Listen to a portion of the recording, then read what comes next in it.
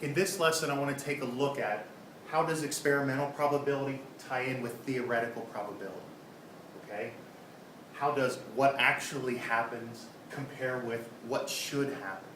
Let me give you an example.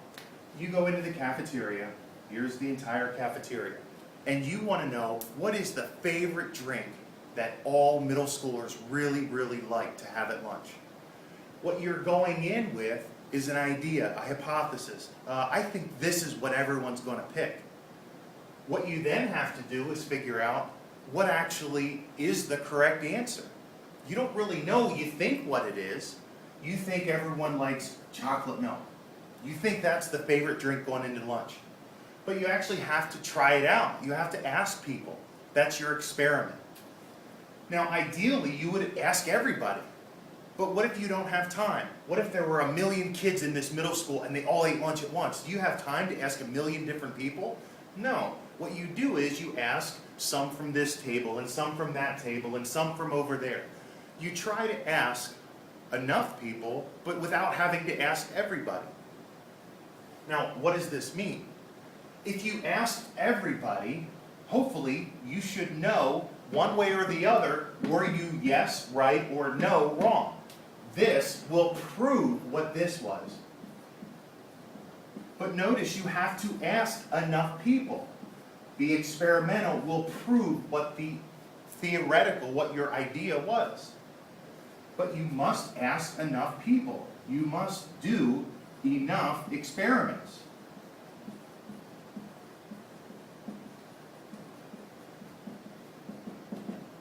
Now the question is, how many is enough? Well, it kind of depends on the situation, and I'll show you some other examples.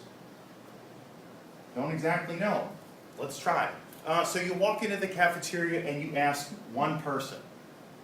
You say, what's your favorite drink at lunch? And they say, regular milk.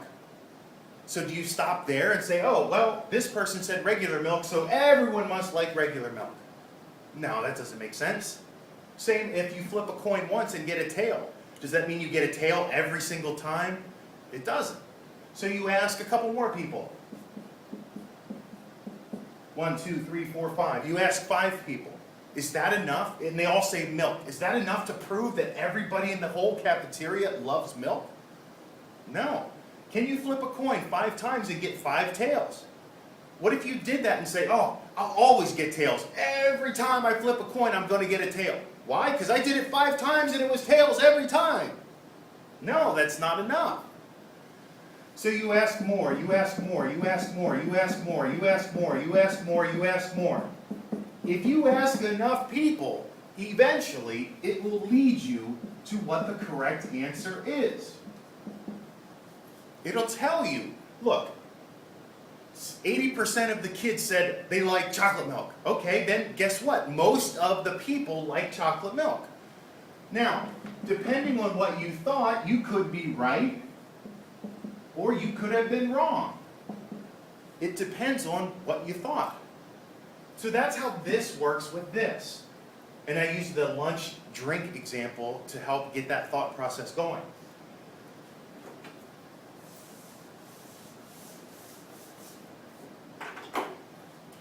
Okay, so let's split it. We have a coin. Probability of head, I think, is 1 out of every 2 times. Now let's say you do a bunch of experiments. Let's say I flip the coin 10 times and I get 9 heads out of 10. Let's do 8 heads out of 10. Well, that's 80%. And what I thought was going to happen is only 50%. Was I right? I wasn't, but here's the deal. You only did it 10 times. Is that enough experiments to prove that this works? It's not. So what you need to do is do more experiments.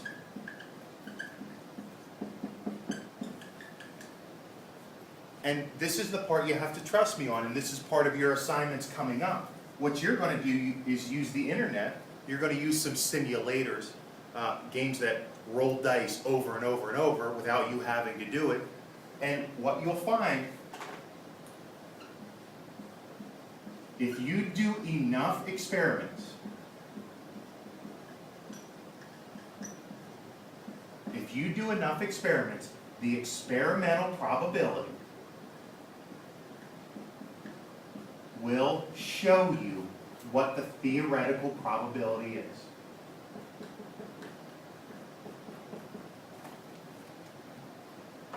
So simply said, these two, experimental, what does happen, and theoretical, what should happen, will match up. But you must do enough experiments to prove it. Okay, here's part of what you're going to do.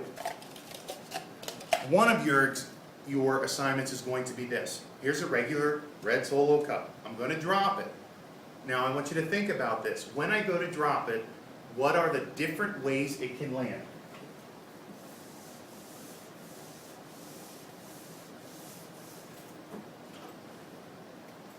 It can land on its top. So I have probability of top. It can land on its side. I have probability of side. It can land on its bottom. Now this is where kids say, oh, but it can land on the corner if it leans up against the wall. Just imagine you have a plain floor, you drop it, it's got 3 chances to land, yes? Okay. So what I say is, how many different ways can it land? Kids say 3. Out of 3, out of 3, out of 3. Okay, how many tops does a cup have? 1. So the chance of landing on the top is 1 out of 3. What's the chance of a side? How many sides does a cup have? Hopefully you paid attention to the cylinder, and there's only one side. There's only one way it can land on its side. This is the same as this. How many bottoms? 1. So here's what you're going to do. I think this is the theory. In theory, it should be 1 out of 3. So if I drop a cup 3 times, how many of each should I get? I should get 1. Does it mean it's going to happen? Not necessarily. So what you're going to work on is figuring out, can I do experiments of this?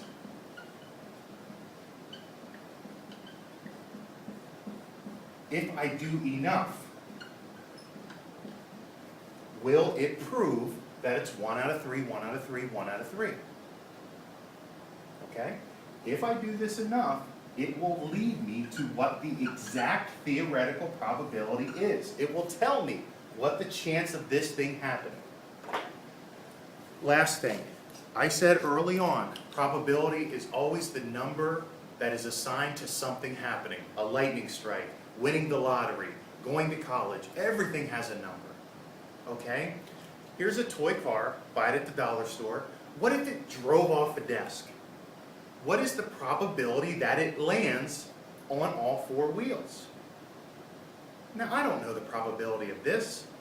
I mean, I could try to figure it out, or I could just do a bunch of experiments. And eventually, if I do enough experiments, my results will tell me what the chance of me landing safely on all 4 wheels is. Now, why do we do something like this? Think of a car company testing the crash rating of a car. If the car goes off a cliff, I would want a car that's safe. So we're going to run some practice tests on a toy car and drive it off a cliff or your desk and see what happens. If it comes off, how many times do I end up on the hood? Is it more than when I end up on the wheels? Is it more when I end up on the side? I think the side would be bad news. I think the wheels would be decent. So again, this is what you're trying to do.